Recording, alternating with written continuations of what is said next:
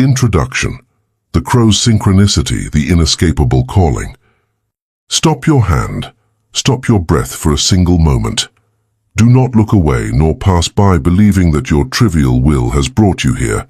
You believe in the blindness of your monotonous days that your hand has moved out of pure boredom, seeking a fleeting pastime to numb the emptiness that throbs in your chest.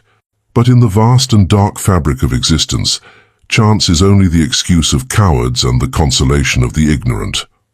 What ordinary men call coincidence, the ancient initiates recognized as the unshakable law of the vibratory echo. The world you step on is not a chaotic stage. It is an immense and silent ocean of forces. It is an immense and silent ocean of invisible forces that responds with terrifying precision to the silent cry of your own consciousness. If this message, if this forbidden title has appeared before your eyes at this precise millisecond of your life, it is because your soul emitted a signal of desperation or of absolute hunger. You asked for a way out. You demanded an answer that the masses could never give you. The universe, in its cold and mathematical obedience, has simply moved the threads of fate, using the mirages of this plane to put this naked truth exactly in your path. It is not a suggestion. It is an inescapable calling. You have been summoned.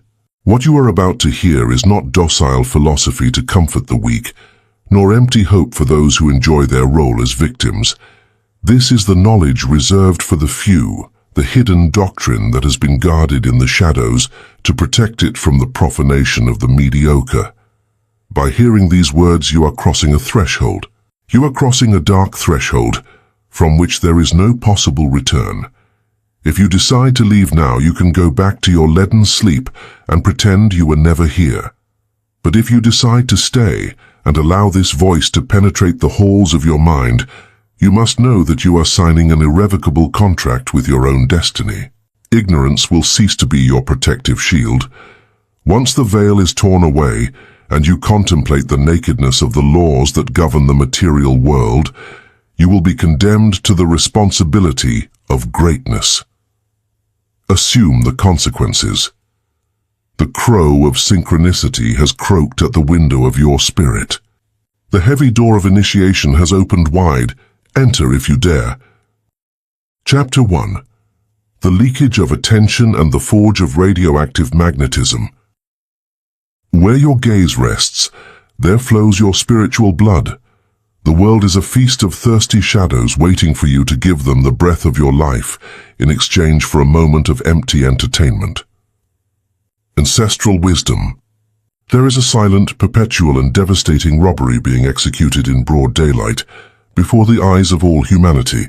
From the moment the sun rises on the horizon until the night covers the fields, ordinary men and women walk through life with the veins of their spirit wide open, bleeding drop by drop in the streets, in the squares, and in the intimacy of their own chambers. It is not a shedding of physical blood, nor a theft of silver coins. It is a plunder. It is a much deeper and more definitive looting. It is the vampirism of vital energy, the relentless flight of attention. Civilization has been indoctrinated to believe that attention is a simple cognitive process, a mechanical function of the brain that allows us to focus our sight or hear a sound. We are taught to watch foreign tragedies. We are taught that listening to the herd's gossip or consuming the world's scandals are harmless acts, simple pastimes to kill the boredom of dead hours. This is the most colossal and poisonous lie ever conceived to keep humanity on its knees. In the sanctuaries of forbidden knowledge, mental alchemy dictates an iron law that makes men tremble. The law is, attention is not a passive act. Attention is a literal, dense and quantifiable emanation of creative force. It is the prana of the Eastern sages, the vril of the initiates, the fluid of the ether. Your attention is the conduit through which your soul feeds matter. That on which you rest your gaze receives your immortality. That on which you stop your ears, and that to which you give the focus of your mind, instantaneously receives a direct transfusion of your own immortality. In this chapter, we are going to close the wounds through which your power escapes. You will learn to recognize the maws of the outside world that feed on your energy. Mastery is near. You will master the cruel and necessary art of tactical apathy. You will discover that, by sealing the fissures of your attention, vital energy will accumulate inside you until you become a radioactive colossus, endowed with a magnetism capable of bending the will of the earth without moving a single muscle. The forge begins now. The parable of the lotus pond. To illustrate the blindness of the man who wastes his vital energy, we must travel to the ancient teachings of the desert monks, who knew the absolute value of silence and containment. Old scrolls tell that in the center of a remote oasis lived a hermit in care of a sacred pond. Its waters were not common, they were pure and crystalline. They possessed the virtue of making the most beautiful and fragrant lotuses bloom. The beauty of the flowers granted unshakable peace to whoever contemplated them. The secret of the pond resided in its depth and its stillness. It was fed by a small and fragile underground spring, but the hermit had built a perfect stone wall around it. Not a single drop of water escaped into the desert. All the energy of the spring accumulated in the center, creating the pressure necessary to sustain the life of the lotuses. One day, a young traveler arrived at the oasis. Seeing the beauty of the pond, he felt the impulsive desire to share that water with the rest of the world.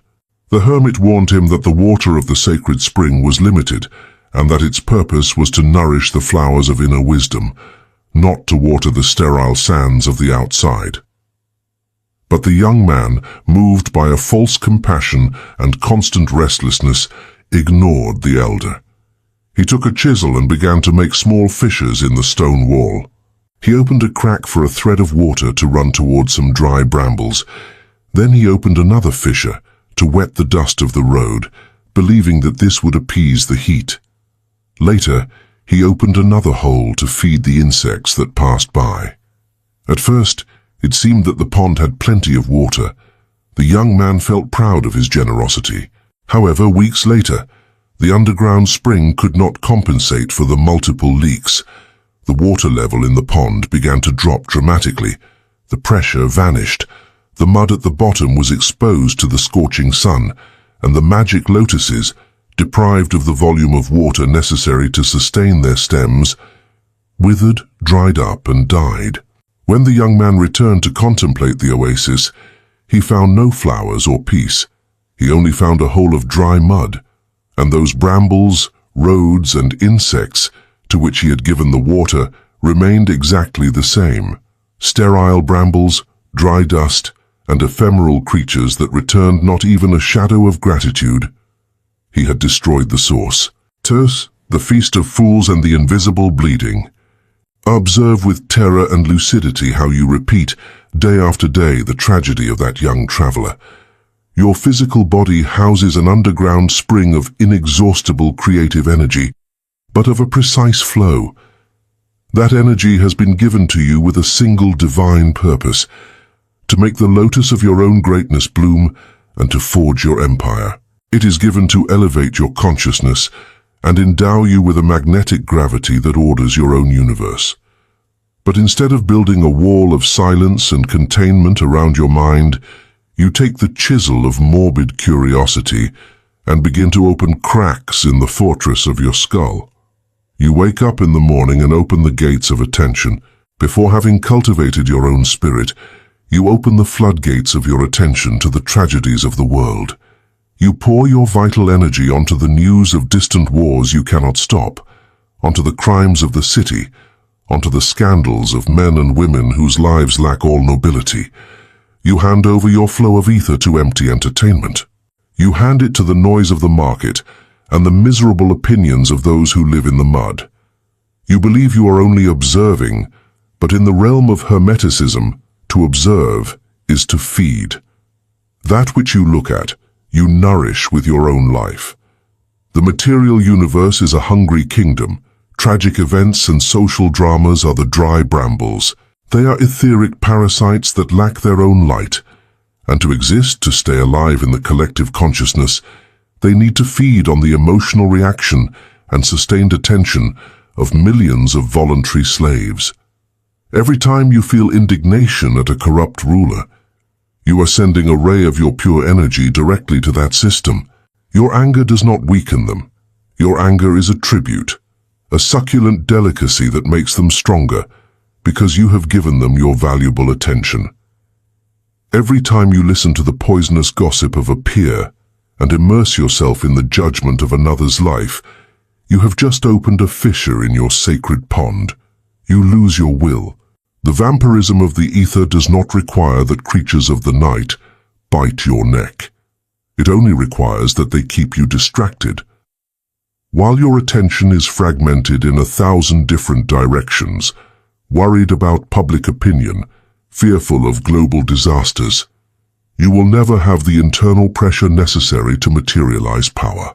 You are a giant bleeding from 1,000 tiny cuts, stumbling from fatigue before noon, wondering why life is so heavy and why your projects of wealth and nobility never bloom. They do not bloom because there is no water in the pond. You have given it all to the pigs. The leak must stop now if you wish to reclaim your throne and your light. Thread the anatomy of the parasite, the world as distraction. To seal the fissures, you must first look the parasite in the eye and understand its intrinsic nature. The outside world, in its mundane conformation, is a spectacle designed to keep you in a state of hypnosis. The existence of the masses is dominated by what the ancient occultists called the larvae of the astral. These are real forces.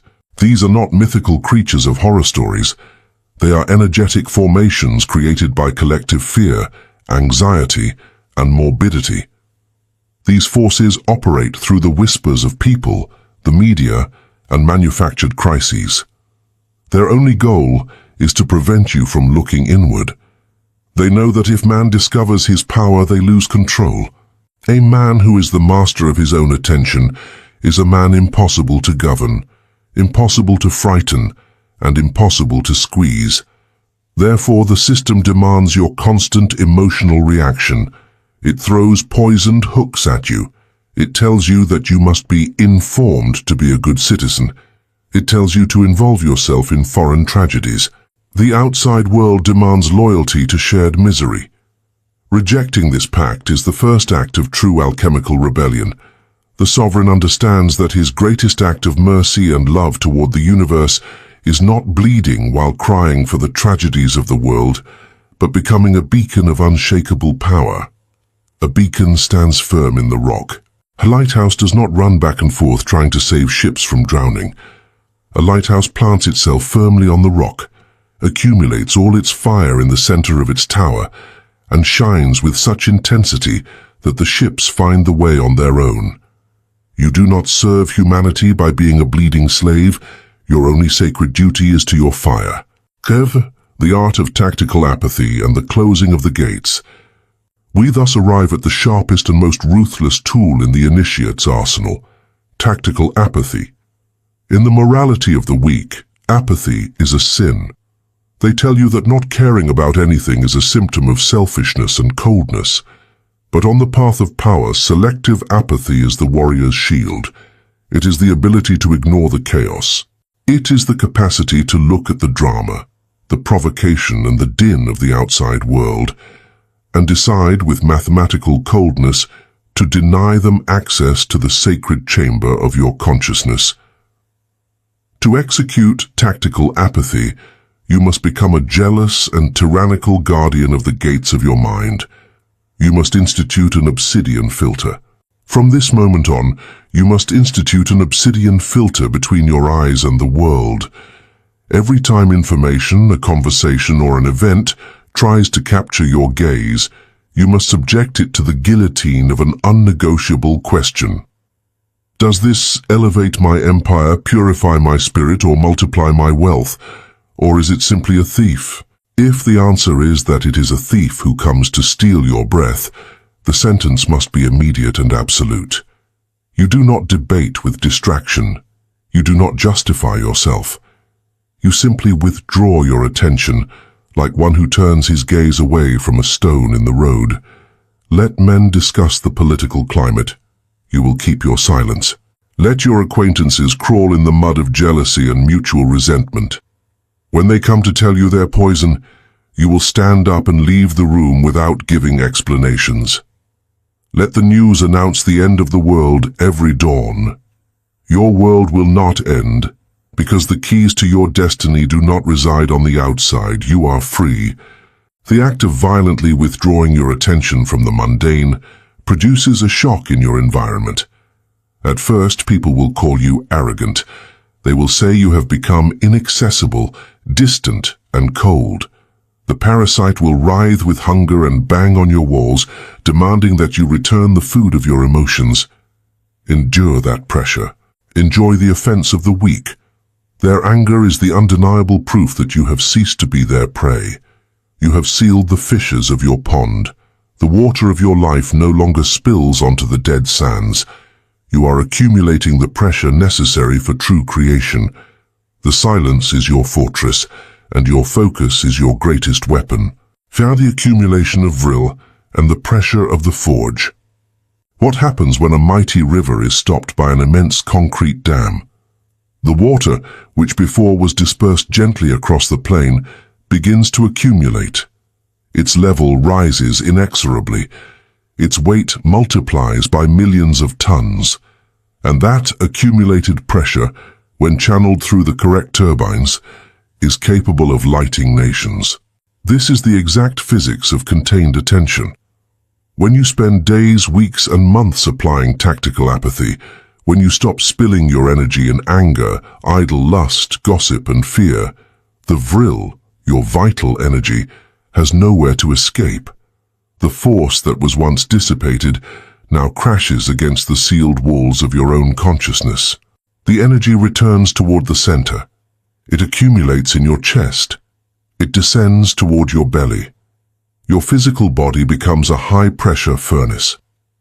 In esoteric texts, this process is called the condensation of the aura. At first, you will feel this accumulation as physical discomfort. You will feel a strange heat in your entrails. You will feel a nervous energy that struggles to get out. Your ego, addicted to bleeding, will beg you to turn on a screen, to seek a conflict, or to seek someone's approval to open the escape valve and relieve the pressure. The mandate of alchemy is, endure the burn. Do not open the valve. You must tame that wild force and make it stay. You must force it to remain within the cauldron of your own being. Sit in absolute silence. Close your eyes and breathe, forcing that accumulated energy to circulate through your spine, nourishing your cells, hardening your will, and expanding the limits of your consciousness. When you keep your energy sealed, your vibration changes state. You cease to be a porous and light body, dragged by any current of air, to become a mass of immeasurable gravity. Your being becomes dense, dark, and brilliant like hematite. You have stopped giving your strength to the external illusion and have forged it on the anvil of your own throne. The pressure is the secret of your future sovereignty. As the irradiation of the initiate, the radioactive magnetism. It is in this state of divine pressurization where the most terrifying and fascinating phenomenon a human being can experience occurs, the birth of radioactive magnetism. When a man or woman needs nothing from the outside world, when they do not seek to be looked at, when they do not beg to be heard, their presence becomes lethal. When your attention rests with absolute weight upon your own center, your presence becomes lethally magnetic. Like the sun that does not need to approach the planets because its immense gravitational mass forces them to revolve around it, the initiate who has accumulated his ether alters the physics of any room they enter. It is natural. You no longer need to force your charisma. You do not need to speak loudly to dominate a meeting. You enter in silence with the calm gaze of one whose pond is overflowing with life inside, and the atmosphere densifies. The scattered, bleeding, and weak minds of those around you instinctively detect the immensity of your contained power. They feel the heat of your forge. They perceive at the most primitive level of their being that they are before a colossus who possesses the energy they lack, and without knowing why, they surrender to your will. They offer you their resources, they open armored doors for you, and they give you the gold of their chests. They are enchanted. They are bewitched by the gravitational force of a soul that has learned the art of absolute containment. Your gaze becomes a weapon of millimetric precision. Since all your attention has been concentrated, the day you decide voluntarily and tactically to rest your gaze on an objective, the laser beam of your consciousness pulverizes. It pulverizes any obstacle in fractions of seconds. Matter melts before the intensity of your focus, because there are no fissures through which the heat escapes. All the abundance, all the mystery, and all the majesty of existence bend before the man who knows how to keep silent.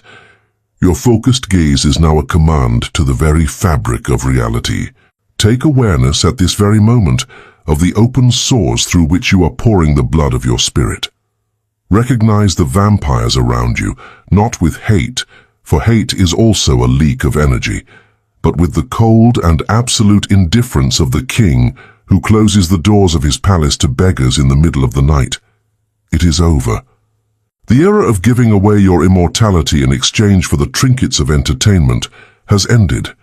Reclaim the command of your eyes. Reclaim the empire of your ears. Demand with a sacred cruelty that everything that demands your attention pays the tribute corresponding to the presence of a sovereign. If the world offers no beauty, ignore it.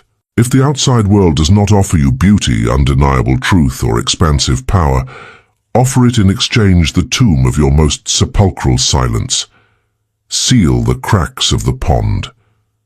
Let the water accumulate until the walls of your body tremble under the weight of infinite power. Cultivate the lotus of greatness in the strictest solitude. And when the vessel of your attention is full to the brim, dense and radioactive, stand up. Walk among the shadows of the world, not as a frightened prey, but as the inexhaustible pit of gravity to which all the riches of the earth will be forced to precipitate. The world is now your stage, and your silence is the conductor of its new rhythm. Chapter 2. The Empire of Silence, the Law of Concealment and the Forging of Greatness in the Dark. To know, to dare, to will, and to keep silent. The first three pillars raise the temple of greatness, but it is the fourth, the unshakable silence, the stone vault that holds the weight of the gods. If the silence is broken, the entire temple collapses upon the builder's head. The Codex of the Black Flame. There is a tragic weakness, a vulgar and pestilential vice that condemns the vast majority of the human race to perpetual mediocrity. It is not the lack of intelligence, nor the scarcity of opportunities, nor the absence of an initial will. It is a disease that dwells in the tongue. It is the hysterical, desperate, and infantile need to speak. It is the need to speak before the time. Observe the inertial man when a spark of inspiration touches his spirit, when he conceives a plan of conquest, when he decides to forge a commercial empire, transform his body, or claim an elusive love. A sacred fire is lit within him. That spark grants him a strength he did not know he possessed at all. But instead of taking that incandescent ember, swallowing it, keeping it in the center of his chest and using its heat to feed the motor of his will, the weak man runs to the public squares. He runs to find his friends, his family, his tavern colleagues, and he opens his mouth. He speaks of his plans with exaggerated and loud eloquence. He describes the castle he is going to build with an astonishing luxury of detail. He announces his victories before having wielded the sword. And while he speaks, while he receives the pats on the back and the looks of false admiration from those who listen to him, he does not realize that he is committing a true alchemical suicide. He does not perceive that with every syllable that leaves his lips, the sacred fire escapes, cools and dissipates into the dead air of the outside world. Weeks later, That brilliant man finds himself paralyzed, void of energy, without understanding why his motivation has disappeared and why his great project is just a castle of smoke. In the mysteries of hidden metaphysics, the supreme law of materialization demands a discipline that terrifies the vain ego, the law of concealment. Every birth, every colossal creation demands the womb of darkness and the protection of absolute silence. In this chapter, you will learn to sew your lips, you will discover the physics, you will discover the esoteric physics of hermetic pressure, and understand why revealing your intentions is handing over the keys of your destiny to the thieves of the ether. You are going to stop being the jester who announces his tricks to become the silent sovereign who, without prior warning, shakes the foundations of the entire earth. The parable of the alchemical crucible. To understand the violence with which the world destroys that which is exposed before its time, we must descend to the damp basements of old Prague, where the true masters of transmutation guarded the secrets of fire and metals. The heavy tomes of tradition tell that there existed an alchemist master of immense and very unique power. He took under his wing a young apprentice of a brilliant mind but a vain spirit. For years the master taught him the secrets of proportions, the purification of lead, and the mysteries of the continuous fire. The day arrived when they had to execute the great work, the transmutation of dross into pure gold. The master prepared the matter. The master introduced the matter into a heavy crucible of iron and lead, and sealed it with the mythical seal of Hermes, ensuring that not even the smallest slit allowed the passage of air. They placed the crucible inside the Athanor, the sacred furnace, and lit the flames. The master's mandate was severe. The fire must burn for 40 days. The crucible must remain sealed in the heat of the shadows. If the seal is broken before the sun rises on the morning of the 40th day, the volatile essence will escape, the cold of the world will profane the chamber, and the matter will rot forever. After giving the order, the old master left for the mountains to meditate in peace. He left the apprentice in charge of feeding the fire. During the first 30 days, the young man fulfilled his labor with devotion. The pressure inside the furnace was immense. The crucible vibrated and emitted a dull hum, a song of latent power that announced the miracle brewing inside. But on the 39th day, vanity ate his will. Knowing that the next day he would become the owner of an incalculable treasure and a renowned mage, he could not bear the weight of his own secret. He wanted to see the admiration in the eyes of his old companions. He wanted to be crowned as a genius before the work was finished. That night the apprentice invited 3 of his friends. He brought them to the basement, bragged of his wisdom, and to prove he was not lying, he took heavy iron tongs. Ignoring the supreme law, he broke the seal of Hermes and slightly opened the lid of the glowing crucible so his friends could see the radiance of the transmuted matter. In that exact instant, the cold air penetrated the chamber. There was no grand explosion, only an agonizing hiss was heard, like the sigh of a ghost escaping into the shadows. The red and golden glow that illuminated the bottom of the crucible went out suddenly, swallowed by an instantaneous darkness. When the master returned at dawn on the 40th day and saw the broken seal, he did not shout. He walked to the furnace, tipped the crucible onto the stone table, and instead of the dazzling gold that should have crowned the great work, only a pile of grey, cold, putrid and useless dross fell out. The old man looked into the terrified eyes of the apprentice, and with a coldness that froze the blood dictated his final sentence. Gold is forged only in the cloister of secrecy. The open mouth is the freezing wind of ruin. You have traded the empire of kings for the ephemeral wonder of beggars. You are banished. The lesson was final. The apprentice lost everything for a moment of vanity. Silence is the only way to protect the gold of your soul from the cold world. Via the physics of hermetic pressure.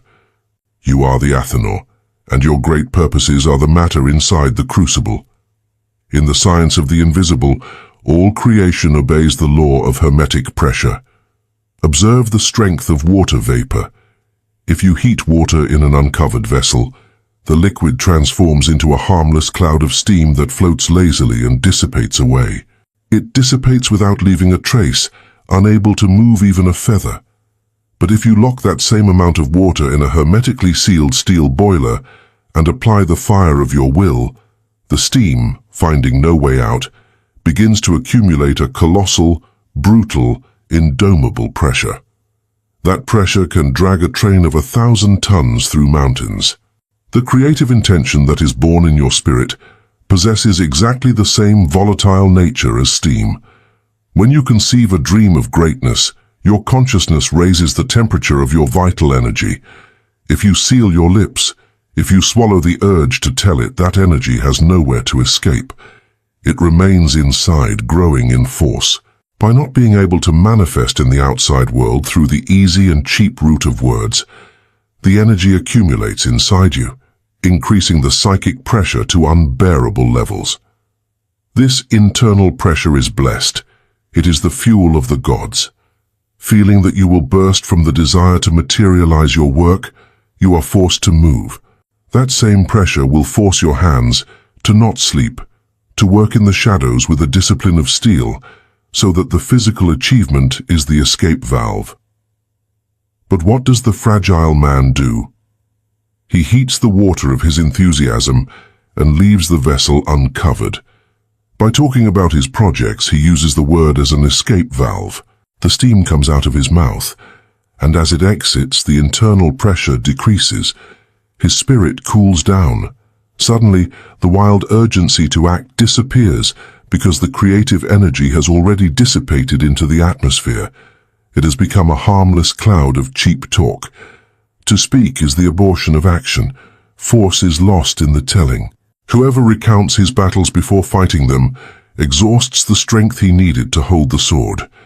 The true warrior remains silent until the enemy is defeated and the objective is won. Silence is the only wall that can contain the explosive power of your soul. Keep the pressure inside, and you will move mountains in the physical world. Thirst the false nectar and the inebriety of the ego. To truly seal your lips, you must understand what pushes you to open them with such desperation. You must look directly at the disease of the ego. The human ego is a starving beggar that feeds on external validation. It is obsessed with recognition, with the admiration of others, and with the need to feel important in their eyes. When you have an extraordinary project in hand, the ego knows that if you keep silent and work in the dark, it will spend months or years without receiving applause.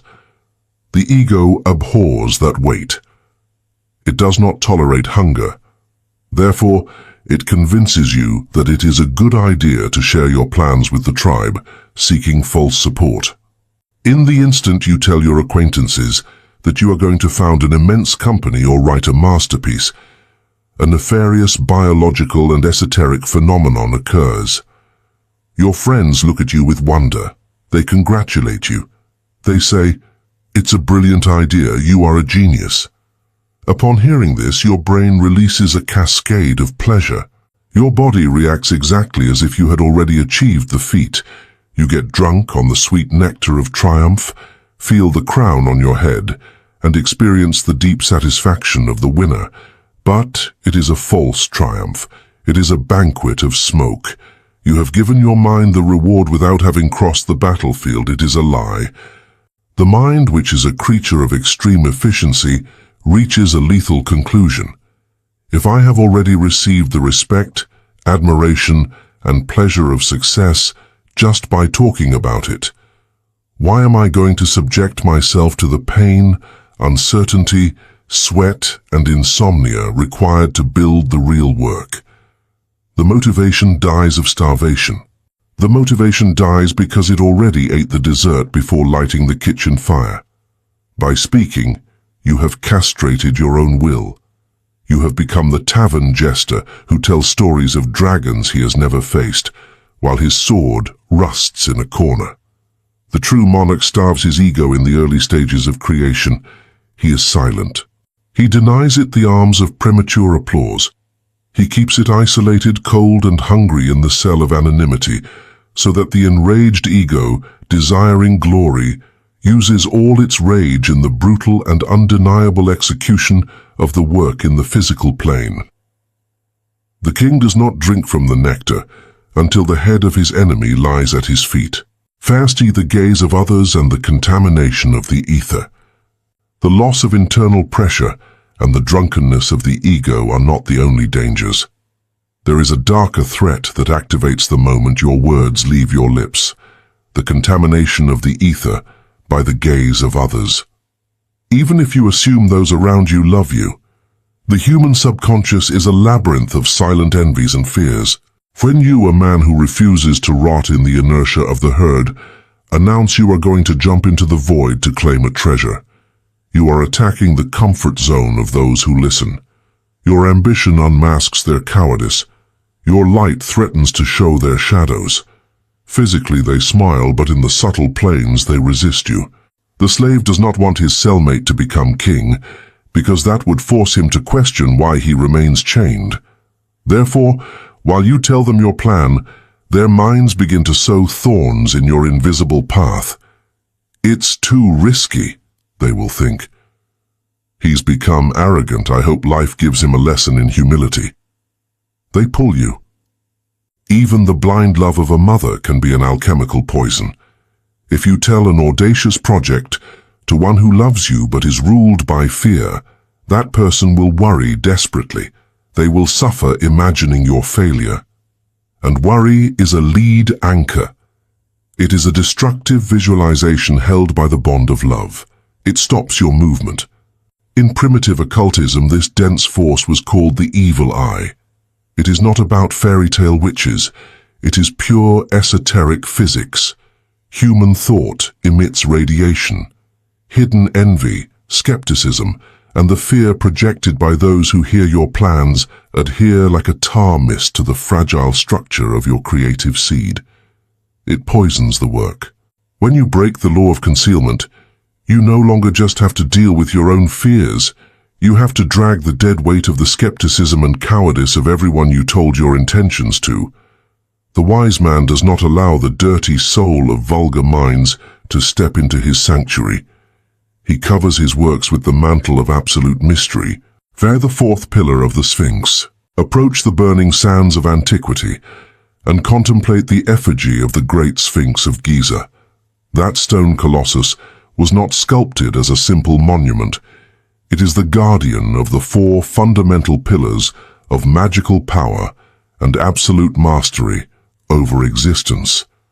The Hermetic axiom dictates four virtues: to know, to dare, to will, and to silent. To know represents pure intelligence.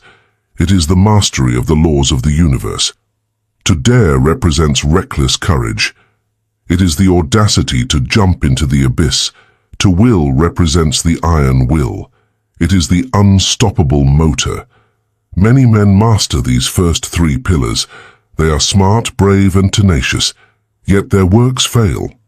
They fail because they ignore the supreme mandate of the Sphinx, the fourth pillar that seals the operation: to keep silent. Silence is the unexpugnable wall that protects the other three powers. It is the dome that isolates the magical energy from the world's corrosion. The true master does not need to explain. He simply acts. The true master does not preach what he dares to do. His audacity is evident when the throne has already been taken. He does not announce what he wants.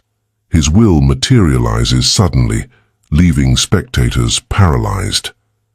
The Sphinx is the emblem of infinite power. Precisely because it has never opened its stone lips, it remains a mystery. It guards the secrets of pharaohs and the mysteries of stars, immutable, serene, heavy, and terrifying in its absolute silence. He who learns to be silent acquires the density and inscriptability of the Sphinx. To be like the Sphinx is to be invulnerable to the judgment of the world.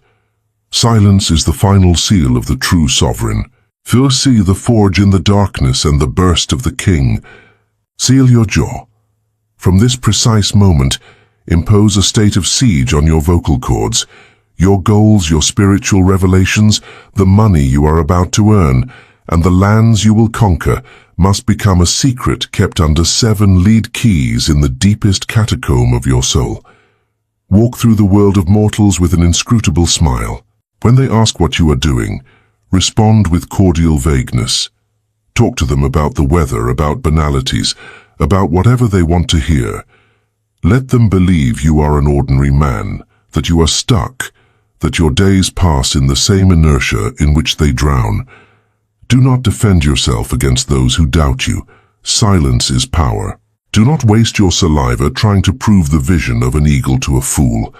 Accept being underestimated. Enjoy the tactical privilege of going unnoticed. Darkness is the mantle that protects you from enemy archers. While the world sleeps in the illusion of your passivity, you will be descending every night to the underground forges. There in the sepulchral silence where no one sees you, you will unleash the god of war. You will strike the anvil with a sacred violence, without spectators, without applause, without seeking comfort. You will endure the extreme heat of the closed crucible. You will accumulate pressure until your veins burn and your eyes glow. Every majestic birth demands the solitude of the cloister. Diamonds crystallize in the suffocating blackness. The butterfly reassembles in the absolute enclosure of its silk coffin. The child forms in the mute abyss of the womb. Premature light kills creation. And one day, without warning, the seal will break from within. The seal will break not by your vanity, but by the weight of the finished work. The doors of your castle will burst open. You will come out into the sunlight dressed in majesty. The empires you forged in the dark will burst into the world with the impact of a comet. Those who underestimated you will be paralyzed by terror and fascination. They will look for some warning, some clue, but they will find nothing. They will not know where you came from. They will not understand how you managed to evade their defenses and conquer the peak without them seeing you climb. They will watch you with the silent respect granted to mysteries, and you from your throne will watch them. You will contemplate the wonder of the multitudes with a cold and lethal calm. You will not give victory speeches. You will not give explanations of your rise. Your existence will be the only proof needed. The work is done. The king has arrived. Chapter 3. Disconnecting from the hive mind and the annihilation of collective ghosts. Do not fear tyrants of flesh and blood, for their power ends where death begins. Fear the empires of smoke that nest in the sky of the human mind, for those monsters devour the soul of entire nations without spilling a single drop of blood. Unknown. There is a tragic and colossal illusion in which the human race is submerged. It is the mirage of free will. The ordinary man wakes up every morning, drinks his water, walks to his labor, and is absolutely convinced that his thoughts are his own. He believes, in the naivety of his ignorance, that the anger he feels is his own. He believes that the fear that oppresses his chest before the omens of ruin is a natural reaction of his intellect, and he believes that the passions that drag him to argue heatedly with his neighbors are the irrefutable proof of his freedom. But if an initiate, a master with cleared spiritual vision, contemplated the multitudes, if he saw them from the top of a mountain, he would not see millions of free individuals walking the earth. He would see an immense and docile flock of puppets tied by invisible threads that stretch toward the sky. He would see that those threads end in the claws of gigantic, dark and voracious entities, formed by clouds of dense mist. These entities are not mythical gods, nor demons emerged from the underworld. They are beasts engendered by men themselves. In the doctrines of classical occultism and hermetic magic, these creatures are known by a fearsome name, the egregores. An egregore is an energetic entity, an autonomous psychic body that comes to life. It comes to life when thousands or millions of human beings focus their attention, their fear or their adoration on the same idea. And once the beast wakes up, its only purpose is to subdue its creators, to ensure its own food. In this chapter, we are going to tear off the veil of the hive mind. We will descend to the anatomy. We will descend to the anatomy of psychic parasitism so that you understand why humanity lives enslaved by its own collective terrors. You will discover the supreme art of disconnection, and you will learn to wield the guillotine of indifference to cut the threads that tie you to the mud of the masses. Reclaim your sovereign crown. The parable of the idol of ash.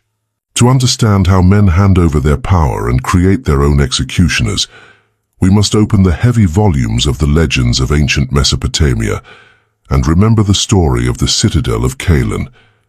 They say Calin was a prosperous and peaceful city. One day news came that a terrible plague and an army of barbarians were approaching. Although the threat was still far away and the walls were strong, panic seized the citizens. Heralds shouted calamities on the corners, mothers cried in the streets, and fear poisoned the air. In their desperation, the high priests of the city ordered an immense idol of clay, ash, and iron to be built in the central square.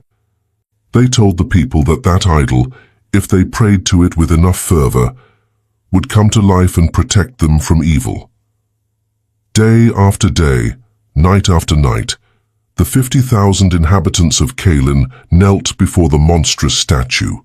They cried, they screamed in terror. They cut their hands to offer their blood. They begged for salvation. And then, the unnatural happened. The statue, fed by the terror and collective hysteria of 50,000 souls for months, began to emit a deathly glow. The clay cracked and became dark flesh. The iron eyes lit up with a malignant fire. The idol came to life. But the beast did not walk toward the desert to face the barbarians. The idol stepped down from its pedestal and looked at the inhabitants of the city with hunger. To stay alive, the monster needed to continue absorbing the same energy that had engendered it, pure terror. So the idol of ash began to terrorize the citadel. It demanded daily sacrifices. It tore down houses. It roared in the night. The city of Calin no longer feared the plague or the barbarians. Now they lived enslaved and terrified by the very monster they had created with their prayers of panic. One day, a wise hermit entered the city. Seeing the devastation, he stood in the middle of the square in front of the roaring beast. The idol raised its fist. The idol raised its fist to crush him, but the sage did not shrink in fear. He did not pray. He did not flee. He simply crossed his arms, looked at it with absolute coldness and apathy, and yawned. The idol stopped dead, confused. The sage addressed the people who watched from the shadows. "Fools, this monster has no life of its own. Its body is made of the same clay and the same fear that you give it. Do not fight it. Turn your back on it. Return to your trades. Sing, work the land, and starve it to death." At first they hesitated, but little by little, the men and women stopped looking at the beast. They ignored its threatening roars. They stopped offering tears. As the people withdrew their attention and their fear, the fire in the monster's eyes began to flicker. Its dark flesh dried up again. Its movements became clumsy. In less than a week, deprived of the emotional breath of the multitude, the fearsome idol became once again an inert and pathetic statue of dry clay. It turned to dust. The physiology of the collective ghost. Listen to the wisdom held in the dust of Calin, because you live today in a citadel besieged by idols, much larger and more voracious. The human mind is not a closed vessel. It is a beacon that emits electromagnetic radiation toward the ether. When a single man harbors a thought of fear or anger, he emits a small cloud of energy. When a million people tune their minds to the same thought, to the same tragic news, to the same economic panic or political hatred, those millions of small clouds converge in the invisible sky. They merge, they condense, and by an irreproachable law of esoteric physics, that massive energy acquires intelligence and its own will. An egregore has just been born.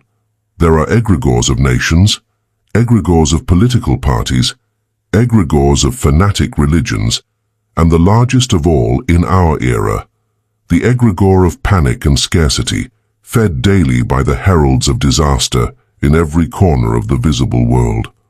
Once the egregore takes shape, it operates as a parasite. Its only imperative is to feed so as not to dissolve, and its exclusive food is the vibratory frequency that gave rise to it.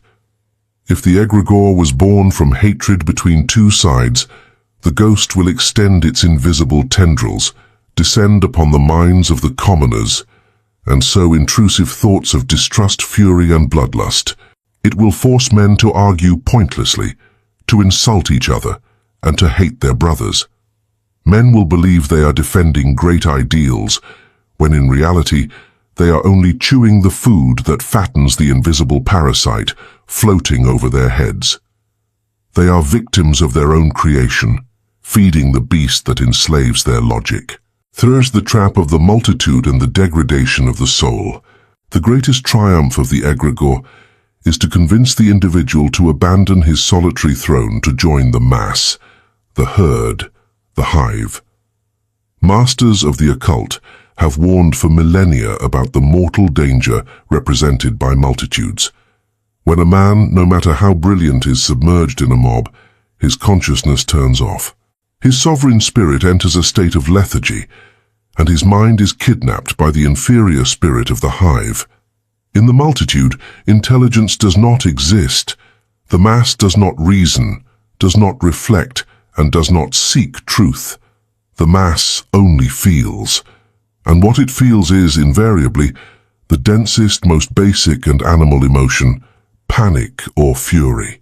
That is why multitudes composed of peaceful individuals are capable of committing atrocities and massacres without feeling the slightest remorse. In that instant, it is not they who act. They are the physical body, the hands, and the feet of the egregore that has possessed them, and is using them to devour the material world. It is possession. The tyranny of the egregore is so perfect that you do not even need to be physically surrounded by people to fall into its trap. Today, the individual sits alone in his room, fixes his eyes on the crystals of long-distance communication, and lets himself be intoxicated by news, vulgar opinions, and global panic. He is now in the hive. The umbilical cord of the monster adheres to the base of his skull, and the vampirism begins. You feel the world is a dark place. You feel the economy will collapse. You feel the enemy is lurking. You feel exhausted, depressed, and without strength to lift your own destiny, because your prana is being sucked up by the collective ghost, for the illusion of opposition and the food of hatred. This is where the unwary traveler commits the most disastrous mistake of his spiritual life. The man realizes that the system is corrupt. He discovers that there is a tyranny imposed on his people. He fills his chest with noble indignation, raises the sword of justice, and declares war on the egregore. He becomes a fanatic. He spends his days debating, insulting those who defend the tyranny, protesting with fury and filling his mind with hatred towards the enemy. He believes he is destroying the monster, but he ignores the most macabre law of collective magic. The egregore feeds on resistance. In the realms of energy, devotion and hatred are the same. They are the same vibratory substance, only rotating in reverse. Fanatical love and fierce hatred share the same boiling temperature, the same obsessive fixation, and the same waste of vital force. The egregore of a tyrant does not care at all if you kneel to pray to him, or if you rise with clenched fists shouting curses. In both cases, you are giving him your attention. In both cases, your emotion is being channeled toward him. The slave who hates the master with fury is as tied to the chain as the slave who adores him. Furious resistance is the most succulent feast for the ghost. While you fight against shadows, the shadows will have substance. The art of disconnection, the guillotine of indifference. The only way, the absolute and solitary way to annihilate the power that the hive mind has over your destiny, is to wield the coldest, cruelest, and most majestic weapon in the arsenal of kings, the guillotine of indifference. Let us return to the lesson of the sage in Kalen. There are no swords that can wound smoke. The only way to kill a ghost is to condemn it to absolute hunger. And to starve the egregores that have parasitized your life, you must subject your mind to a quarantine of tactical isolation. You must apply a surgical cut to the invisible umbilical cords. From today, you are strictly forbidden to let rumors alter your heart. If the whole world panics over an imminent crisis, you will take a step back. You will contemplate the terrified crowd. You will hear the din of those who wail, but you will not move a single facial muscle. You will wrap yourself in a dome of spiritual glass. You will flatly and coldly refuse to give a single drop of emotion to disaster. You will not comment on the disputes of the common people. When at the table they try to drag you into a debate about sides or collective fears, you will remain in a frozen silence. When they demand your opinion, you will respond with the apathy of one who contemplates the struggle of two ants in the dust. You are above the game. True indifference is not ignorance. It is an act of calculated sovereignty. It is telling the universe, I know the game the shadows are playing, but I refuse to give them the fire of my attention. By withdrawing your attention, by depriving the egregore of your indignation and fear, the cord that united you to the beast rots and breaks. In the instant that disconnection occurs, you will experience an amazing physical lightness. It is as if you had released 100-pound iron yoke that you carried on your neck without knowing it. The shrill noise that used to torment your head will turn off. Your mind will recover the sharpness of pure crystal. You are free. V. The protective void and the isolation of the monarch. The price of this disconnection is isolation. I'm not talking about a physical confinement in a cave, but about the isolation of the spirit. The initiate who disconnects from the hive mind walks among men, but no longer belongs to their kingdom. Being free from the parasitism of the egregore, your reactions are no longer predictable. You do not laugh at what the mass laughs at. You do not cry for what the mass cries for. And you do not fear what the mass fears. This will cause rejection in the weak. Those who are still plugged into the hive will look at you with suspicion. They will call you insensitive, selfish, and apathetic. They will feel the cold of your armor. They will feel the silent contempt you feel for their useless drama. They will accuse you of having no empathy for the pain of the world. Do not give in an inch. Do not try to justify yourself. Their false empathy is nothing more than the complacency of wallowing together in the mud of collective fear. You are the architect of your peace. The sovereign knows that the only real way to help a sick world is not to catch the same disease to show solidarity. The only possible salvation is to rise above the pavilion of the infected, build a castle of unshakable health, and from there, throw the ropes so that the few who have the courage to climb can get out of the pit. The void you create around you by disconnecting from the egregores acts as an impenetrable armor. While the world out there collapses, breaks, despairs, and devours itself in cyclical crises, you will remain in your center, serene and untouchable. Like the hunter who lurks from the top of the hill, you will watch the clumsy movements. Souse the throne on the mountain. Raise your gaze above the dark smoke that covers the city of sleeping men. Watch them run, tremble, and worship the idols of ash they themselves have erected with their cowardice. Observe them, but do not judge them with anger, for anger would chain you again to their misery. Observe them with the frozen compassion of the stars.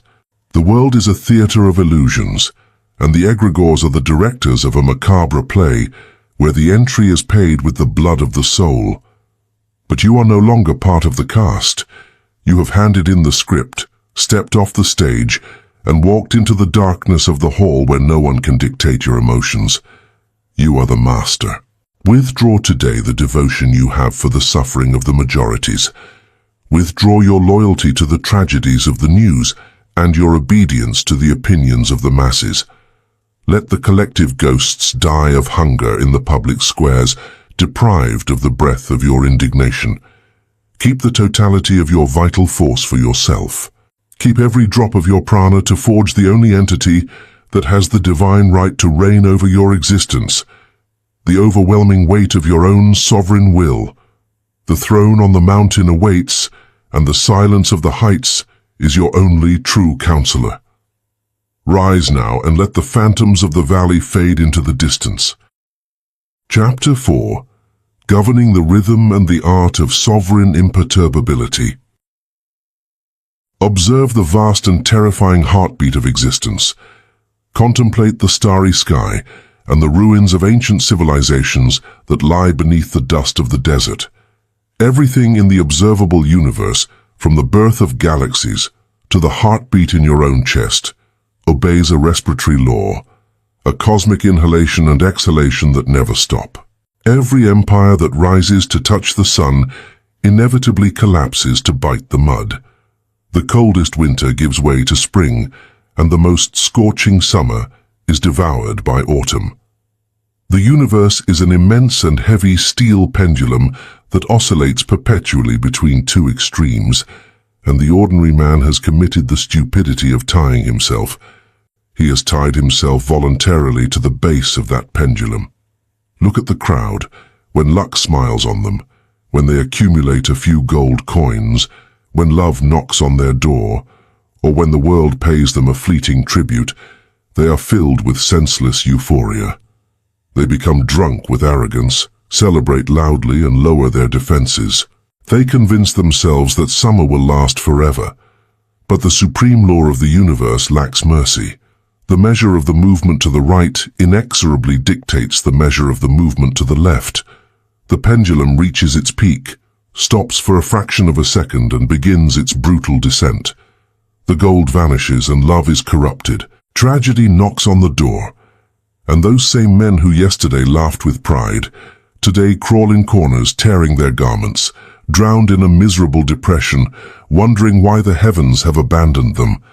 They are thrown from light to darkness, and from darkness to light again and again, until old age and madness consume their bones. They are victims of the rhythm. In this chapter, we are going to break the chains that tie you to the base of the cosmic clock. You are going to enter the science of the highest occultism to learn the art of higher polarization. You will discover that, although you cannot stop the movement of the universe, you possess the absolute power. You possess the power to raise your consciousness above the edge of the blade, becoming the untouchable master of your own destiny. The rhythm will no longer be your executioner, but the music to which you dance from the heights of your center. Prepare to climb the axis of the world and look down upon the storm with eyes of frozen fire. By the parable of the sapphire seal, to understand the treacherous nature of emotion and the poison of extremes, we must travel back in time to the courts of ancient Babylon, where magic and the wisdom of the sages governed the fate of kings. The annals of mystery tell that there existed a fearsome emperor, a conqueror of nations and owner of incalculable riches. However, despite his immense military power, the emperor was a miserable slave to his own passions. His mind was a leaf blown by the storm. When his armies crushed an enemy nation, the emperor organized banquets of unrestrained euphoria that lasted for weeks. He became blind with arrogance, neglected his borders and wasted his treasure. But when a drought hit his lands or a rebellion broke out in a distant province, the same emperor locked himself in his chambers, pale with terror, paralyzed by anguish, and plunged into a melancholy so deep that he could not utter a single command. Aware that his emotional oscillations would destroy his reign, he called for a master. He called for the wisest and oldest of his alchemists, a silent man who inhabited the caves of the Crystal Mountains. "Master," the emperor begged him, "my spirit is a sea in a storm. When I win, glory makes me stupid and blind. When I lose, fear turns me into a coward. Make me an artifact, a magic amulet that restores my sanity. A talisman that protects me from the drunkenness of victory and rescues me from the despair of defeat." The alchemist nodded in silence, and retired to his forges. Months later, he returned to the throne room and handed the emperor a sober and cold ring forged in meteoric iron, set with a dark sapphire as deep as the night. "Majesty," the old man whispered, "this is not a talisman of vulgar sorcery. I have engraved an inscription on the hidden part of the ring under the stone, where it directly touches your skin. When the world kneels at your feet and you feel that you are an untouchable god, take off the ring and read the inscription. It is your anchor. And when the world crumbles around you and you feel that death is the only way out, take off the ring and read exactly the same inscription. Only then will you preserve your empire." Years later, the emperor fought the greatest battle of his history. His enemies were crushed. The treasures of 3 nations filled his coffers. The whole people cheered his name, throwing flowers in his path. Feeling his chest bursting with pride and that his power was infinite, the emperor, with a smile of arrogance, remembered the alchemist's promise. He took off the iron ring and read the hidden inscription. The engraved words said, "This too shall pass, for the pendulum returns." In a millisecond, the emperor's smile froze. The euphoria dissipated like smoke in the cold wind. The illusion of eternity broke. Realizing that glory was ephemeral, he regained his lethal coldness, ordered his generals to strengthen defenses, prevented the waste of the banquet, and saved his nation from a surprise counterattack planned. A decade later, a devastating plague decimated his army. His allies betrayed him, his walls were besieged, and hunger ravaged the city.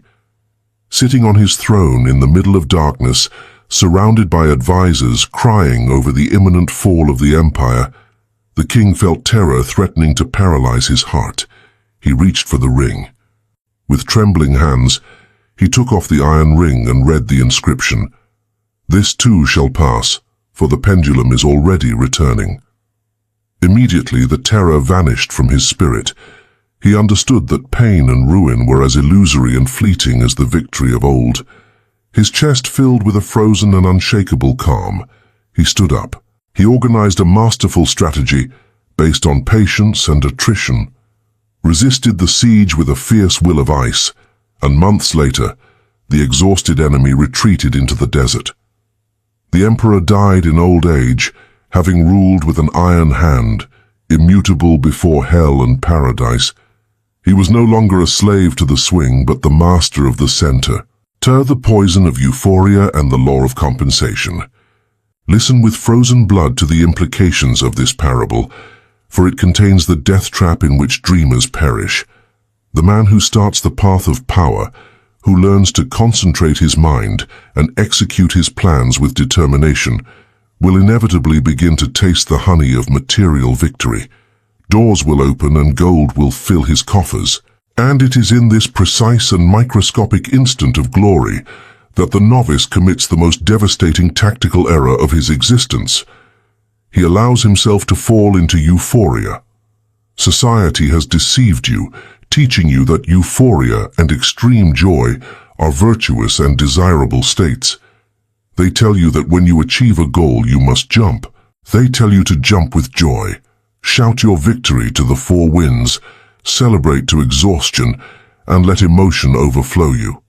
But in the court of esoteric physics, euphoria is a lethal poison. It is the energetic signature of ignorance. What is euphoria in its deepest root? It is the surprise of a slave who has received a prize.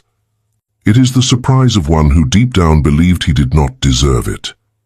A king does not jump with hysterical astonishment when his servants serve him wine in his own castle. The king assumes the service with a heavy calm because it is his divine right. Only the beggar who finds a bag of coins in the trash screams with euphoria. But the danger of euphoria goes far beyond simple indignity. The danger lies in the law of compensation. When you experience an emotion of extreme joy, you are pushing the pendulum of the universe to the right with enormous violence. You are injecting an excess of force into the oscillatory movement of your own destiny. The balance remains. By immutable law, that pendulum that you have pushed to the peak of euphoria will stop, accumulate potential energy, and fall to the left with exactly the same violence, the same speed, and the same weight with which you pushed it. The universe will collect the debt of your emotional overflow. It is an inescapable mathematical balance. It is for this reason that, a few days after a great loud celebration, of an excessive exaltation or a boastful triumph, the man suffers an inexplicable accident, loses a significant sum of money, falls into a bed with fever, or suffers a devastating betrayal. And blind to cosmic laws, the man says, "What bad luck just when it was good." There was no bad luck. There was pure physics. He himself financed his misfortune by becoming intoxicated with the chalice of his own triumph. He pushed the pendulum with his joy, and the pendulum returned with the same force to strike him in the dark. The wise man knows that every high has a low unless he remains in the middle. 3. The anatomy of the pendulum and the fulcrum. To escape this cycle of torture and reward, we must analyze the geometric geometry of a pendulum. Imagine a large old grandfather clock with an immense steel blade swinging from side to side. The entire humanity is clinging to the lower base of that blade. Down there at the bottom of the pendulum, the movement is wider and faster.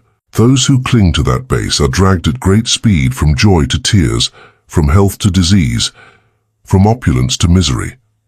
Trying to stop the pendulum with bare hands, trying to block the circumstances of the outside world so that nothing changes, is a useless effort that will end by amputating your arms. The material world will change. Economies will collapse, bodies will age, and empires will fall. But if you raise your gaze up the steel rod of the pendulum toward the top, you will find the fulcrum, the support point, the axis on which the blade swings. At the support point, there is no movement. Although the base of the pendulum travels miles, the axis remains still. The axis remains in an absolute, silent and immovable stillness. The mastery of occultism does not consist in stopping the pendulum of life, but in executing the art of higher polarization. It consists in letting go of the emotional base, climbing up the rod of cold will, and establishing the seat of your consciousness at the support point. First, the art of higher polarization. Higher polarization is the absolute mastery over your own nervous system. It is the establishment of a dictatorship of ice in the center of your chest. How is this technique executed in the heat of daily battle? When life hands you the sweetest victory, when you close the monumental deal, or when the enemy falls at your feet, you act. In that exact millisecond, you will invoke the memory of the sapphire seal. You will bite your tongue. You will hold your breath. You will look at your material victory with a tactical and frozen detachment. You will flatly refuse to hand over an overflowing emotion to success. You will smile, yes, but with the light and bored smile. It is the smile of the monarch who already knew he was going to win before the game began. By refusing to experience euphoria, you are preventing the pendulum from swinging violently to the right. You are absorbing the impact of victory at the support point. And the result of this coldness is the greatest magic trick in the universe. By not having pushed the pendulum toward the extreme of excessive pleasure, the pendulum will have no momentum to return and hit you with pain. You have neutralized the law of compensation. The universe will approach you to collect the tribute of pain, check its ledger, see that you did not exceed in joy and leave empty-handed. It will leave you to enjoy your wealth and material power without having to pay the toll of misfortune. And in the same way, when the outside world enters chaos, when markets crash, when a storm threatens to sweep your lands, or when betrayal appears at your table, the animal instinct will demand that you cry and enter into a panic. In that crucial second, you will apply the same ruthless rule. You will retreat to the support point. You will look at the outer disaster and refuse to involve your soul in the mud. You will remember that the fire that consumes matter has no power to burn the spirit. You will contemplate your ruin with a deep and sovereign apathy. The demons of fear will die of hunger in front of you. By refusing to suffer, by refusing to vibrate on the scale of panic, the pendulum of misfortune will slide over your armor of indifference without being able to drag you to the abyss. You have become the supreme spectator. The material world moves, but you remain anchored in stillness. Majestic apathy and the disappointment of vultures. This posture of coldness and equanimity will not turn you into a lifeless being, as ignorant men fear confusing peace with death. On the contrary, higher polarization will grant you a reserve of energy so colossal that your simple daily movements will be charged with a crushing gravity. You become a pillar of silent, heavy power. When you assume mastery of the pendulum, you become an indecipherable and terrifying creature to the rest of humanity. Society, the press, your adversaries, and energetic parasites operate under the premise that they can control a man if they can predict his emotions. If the enemy knows he can provoke anger, he governs you. If the flatterer knows he can buy your favor through praise and make you feel euphoric, the flatterer dominates you. If the financial system knows it can terrify you with the threat of poverty, the system is your owner. The emotional man is a puppet with very thick strings, easily manipulated by anyone who passes by on the street. But when the world tries to pull your strings and discovers that you have cut them with the scissors of neutrality, when the provocateur insults you and you look at him with the same cold expression with which you look at an old piece of furniture, when the flatterer sings your praises and you nod without vanity, the world enters panic. The energy vultures retreat confused. They cannot read you. They cannot predict your next step. By not offering them the friction of hate or the softness of need, you become unmanageable. Your imperturbable silence becomes a psychological weapon of mass destruction. Your competitors will make huge mistakes guided by desperation.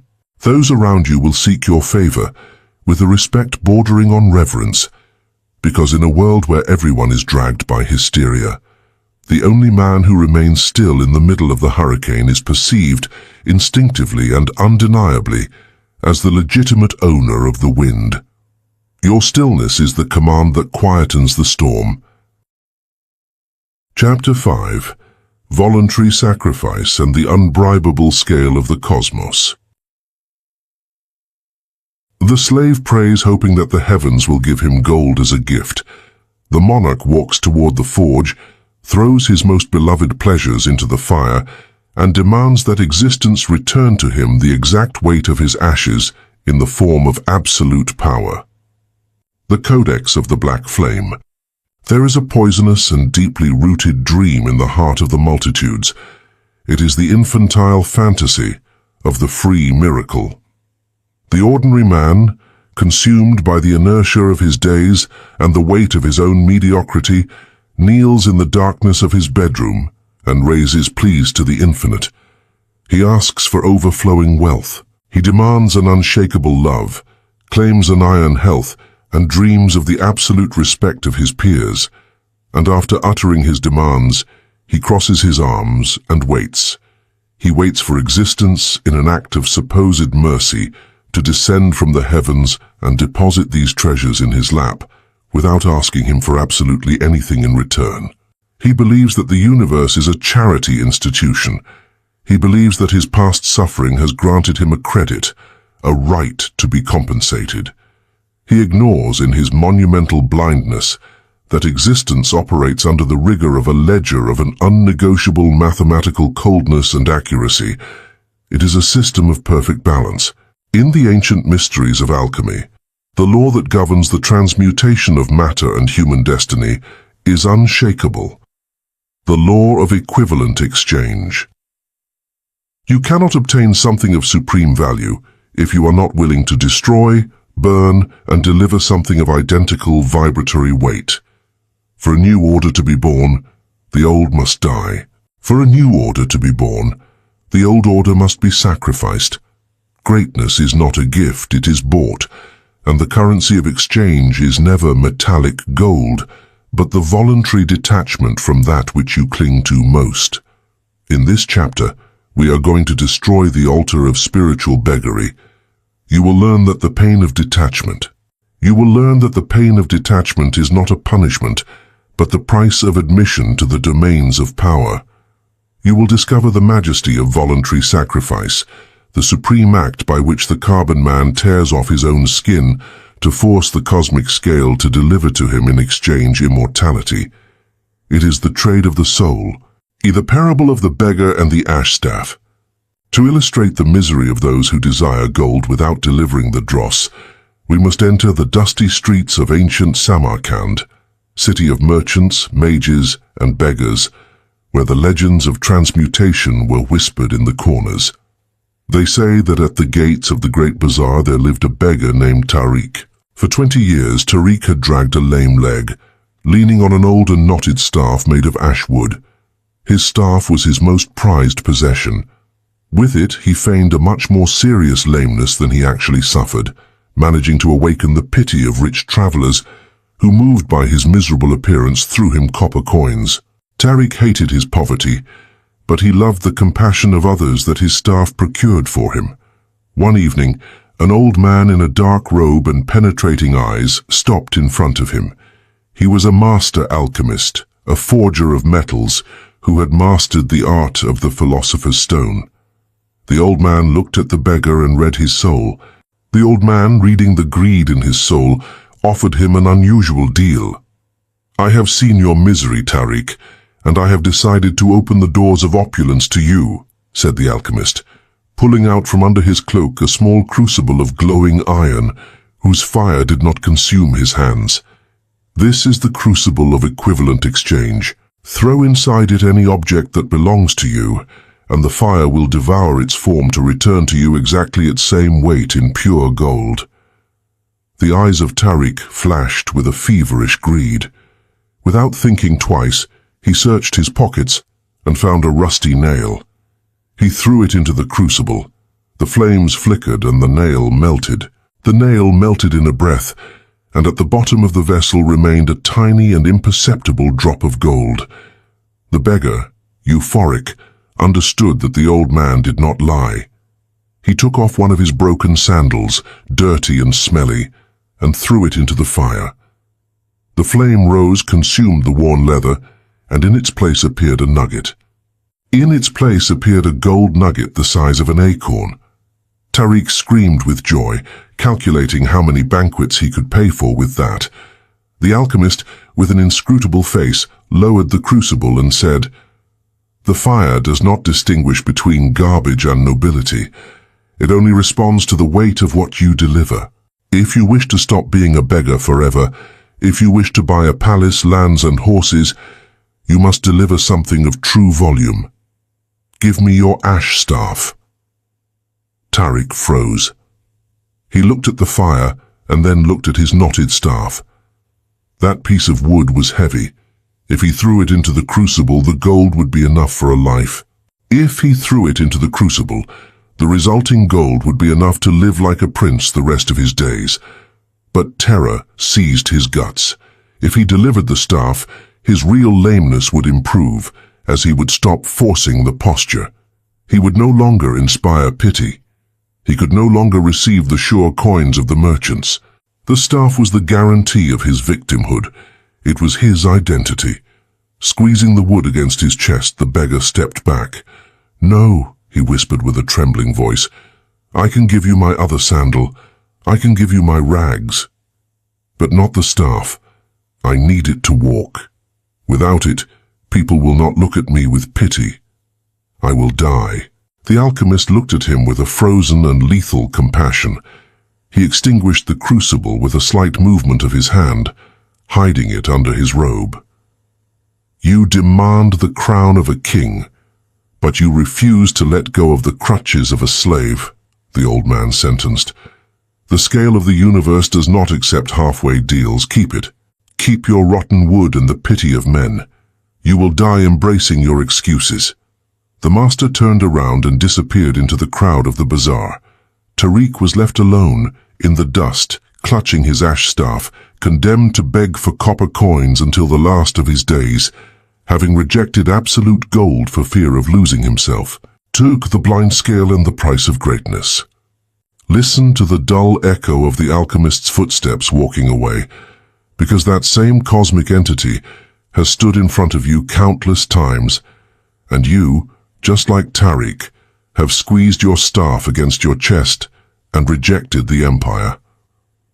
The law of equivalent exchange dictates that the universe is a closed and perfect ledger. Nothing is created from nothing, and nothing disappears without a trace. To materialize a new reality in the dense plane of your life, you must extract the raw material from your old reality. If you desire a physique of steel, impenetrable and majestic, you cannot simply want it. You must deliver to the cosmic fire the vulgar pleasure. You must deliver the vulgar pleasure of gluttony, the dead hours of laziness, and the comfort of the bed at dawn. If you demand a colossal fortune that ensures your bloodline for generations, you must sacrifice on the altar your weekends of sterile leisure, your nights of ephemeral drunkenness, and the terrifying fear of others. You must sacrifice the fear of what the mediocre will say when you start charging the real value of your work. If you demand the pure, unconditional and sovereign love of a worthy partner, you have to throw into the crucible your pathological need for attention, your infantile jealousy, and the cowardly refuge of toxic relationships. The tragic error of humanity is trying to cheat the scale. The ordinary man approaches the crucible of destiny and throws in rusty nails. He delivers tiny sacrifices that cost him nothing. He reads one book a week, makes a mediocre effort for a couple of days, stops complaining for an hour, and then peeks into the crucible. He peeks inside indignant, shouting, "I have made the sacrifice. Where is my throne? Where is my gold?" Existence, impassive and mute, returns to him exactly the equivalent of his effort, a miserable drop of success that evaporates the next day. The scale is blind. You cannot bribe it with good intentions. It does not care. It does not care about your tears, nor how much you have suffered in the past. Inertial suffering is not a legal tender currency in the esoteric world. Only the voluntary, conscious and painful sacrifice of that which you love but which destroys you has the specific weight to alter the gravity of your destiny. You must pay. 3. Identity as the greatest tribute. The most expensive tribute, the ultimate sacrifice that alchemy demands of you, is rarely a material object. The universe does not need your money or your possessions. The supreme sacrifice that the crucible demands is the immolation of your old identity. Why is it so difficult to change? Why do men understand laws and fail? They fail because, like the beggar of Samarkand, they have fallen in love with their own staff.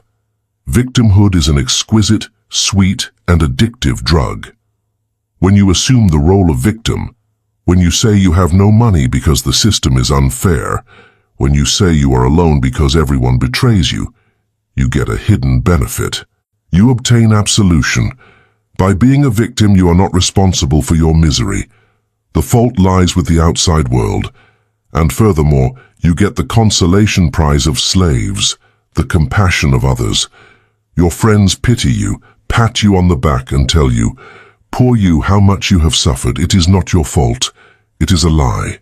That compassion is the food of your weak ego. Asking a man to abandon his victimhood is asking him to throw himself into the fire.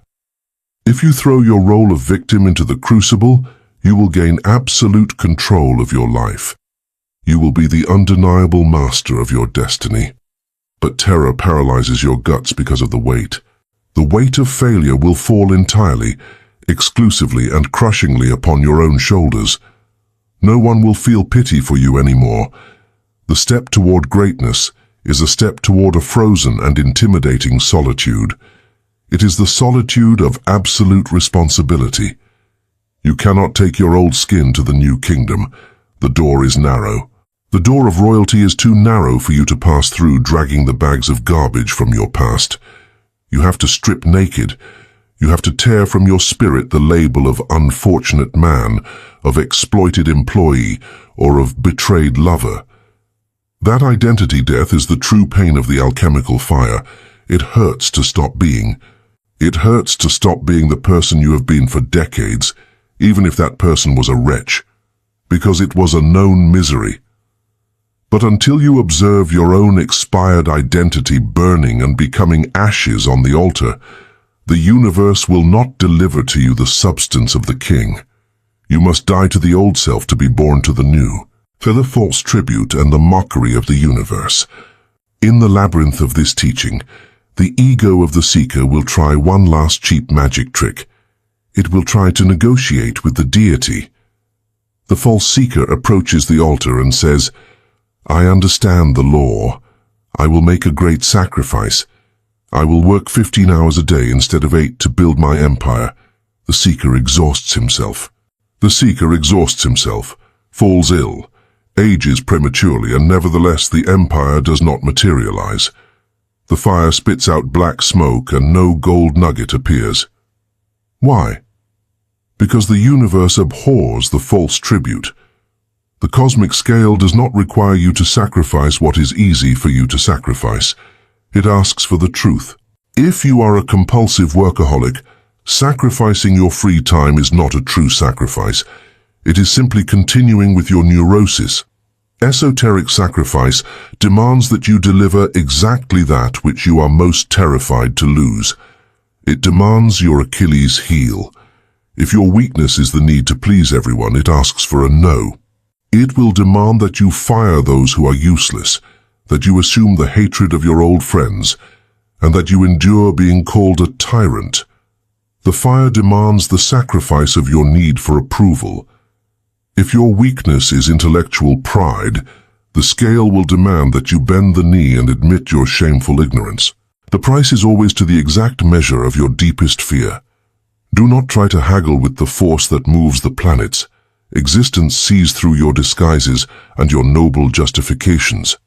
It knows the exact corner of your soul where you keep the rotten wooden staff. Until you throw it into the fire, nothing will change. The voluntary fire and the abyss of inertia. There are only two paths through which man pays the tribute that life demands. There is no third path. Every creature born under the sun must cancel its debt, either through inertial suffering or through voluntary fire. Inertial suffering is the path of the vast majority. It is the destiny of the coward who refuses to change. As this man refuses to let go of his attachments, refuses to abandon his vices and clings to his mediocrity, the karmic debt of his existence accumulates, and the universe, which is the most inclement collector of eternity, ends up breaking into his life by force. It tears away his health through disease and his love through pain. It snatches his partner through betrayal or destroys his finances in a devastating bankruptcy. The inertial man suffers horribly. He loses what he loved, but he obtains in exchange no wisdom, no power, and no elevation of his consciousness. He is crushed by the gears of life without having participated in the forge. He is dross. Voluntary fire, on the contrary, is the supreme act of immolation of the chosen. The sovereign does not wait for the universe to come and collect the tribute. The sovereign walks by his own feet toward the altar of sacrifices. He observes his own life with forensic coldness, identifies the comforts and habits, and invokes the fire. With an act of will that borders on the divine, he takes his own attachments and throws them into the crucible. He inflicts upon himself the pain of detachment. He chooses the rigor of tactical isolation, avoids worldly feasts, and murders his own laziness on the altar of daily discipline. He pays the price in advance. When you choose short-term suffering to forge long-term discipline, when you decide to tear out by the root the people who sink you before life uses them to destroy you, when you yourself impose the hunger of temporary austerity to finance your empire, you are executing voluntary fire. And the miracle is that the universe respects. The universe feels a reverential respect and a deep fear before the man capable of burning himself by his own will. Seeing that you do not need to be pressured, seeing that you are the priest of your own immolation, existence retreats. lowers its punishing weapons, tips the scale in your favor, and pours over you abundance. What are you holding in your hands right now? What hidden crutch are you squeezing against your chest while you loudly demand that the gates of glory be opened to you? From this day on, ignorance has lost its anesthetic effect. You can no longer shield yourself in the fantasy that your lack of results is bad luck. The universe has been listening to you since the first heartbeat in your cradle. It has been holding the gold scale in front of your eyes, patiently waiting for you to put some real weight on the bronze plate. The era of mediocre sacrifices and rusty nails is over. If you truly desire the empire of peace, you must pay. You must look fixedly at the purifying fire and pay the stipulated price without shedding a single tear of self-pity. Cut off the excuse that you are not ready. Preparation is forged inside the crucible, not outside of it. Murder the lie that you don't know how to do it. You only need the inhuman courage to let go of the staff. Take your victimhood. Take your past traumas that you are so fond of. Take your infantile need to please the plebeians and throw them into the flames. Watch the fire of alchemy devour your excuses. Feel the heat burn the old skin you are shedding. Prepare to receive the impact of your new power. The forge is ready. Chapter 6. The Crossing of the Night Threshold. There is an unexplored realm, a vast, dark and terrifying continent in which the whole of humanity spends a third of its mortal existence. It is the realm of sleep. For the ordinary man subjected to the yoke of daily exhaustion, sleep is nothing more than a temporary cessation of his physical functions. It is a small daily death. It is a passive truce where the body rests and the mind turns off to be able to endure the next day the same weight of his miserable routine. Under this monumental ignorance, the masses surrender to rest with the same negligence with which an animal collapses in the grass after a hunt. But in the high spheres of occult knowledge, the masters of transmutation know that sleep is never passive. The deep mind, the unfathomable ocean of the subconscious that governs the tides of material existence, never sleeps. While your body lies inert in the bed, that colossal force continues to work with a silent fury, molding events, attracting circumstances, and weaving the web of your destiny for the following dawn. The supreme secret does not reside in sleep itself, but in the narrow and misty border that separates wakefulness from unconsciousness. It is that twilight state, that corridor of shadows where reason begins to dissolve. It is that state where the body becomes heavy. It is the crossing of the threshold under the gloom. In this chapter, we are going to tear away the veil of the night. You will learn why 99% of humanity uses this sacred threshold to poison their own future. And you will discover with the precision of a silent assassin. You will discover how the true monarch infiltrates his own mind during the last beats of wakefulness, sowing the seeds of an empire in the most fertile and vulnerable land of the universe. The night is not for forgetting, it is for creating. Prepare to walk through the shadows of the threshold and reclaim the scepter of your dreams. The parable of the thief in the gloom. To understand the magnitude of the negligence with which man treats his own rest, we must open the heavy volumes of the Oriental courts and remember the fall of the kingdom of Othar. The legends tell that the king of Othar was a ruler obsessed with the security of his empire. During the day, his castle was the most impregnable fortress. He ordered the forging of solid iron doors, raised polished stone walls that defied the clouds, and placed his best sentinels in every turret. No enemy, no spy, and no traitor could cross his domains while the sun shone in the sky. The king spent his waking hours dictating just laws, managing his riches and watching every coin. And yet, despite his titanic efforts during the day, the kingdom of Othar began to rot. Mysteriously, the harvests of the royal gardens woke up withered, plagued by seeds of black lotus and poisonous herbs. The treasures of the lower chambers disappeared in silence, and an aura of disease and misery began to leak through the marble halls. The king, enraged and on the verge of madness, ordered his guards to be whipped, believing that they betrayed him during the day. But the oldest sage of the court, a blind man who read the secrets in the wind, approached the throne and said, "Majesty, your sentinels are loyal and your walls are iron. The enemy does not assault you at noon. I have heard the steps of the usurper. The thief enters your domains every night, exactly at the instant in which the sun sets and the moon has not yet risen. He enters under the gloom."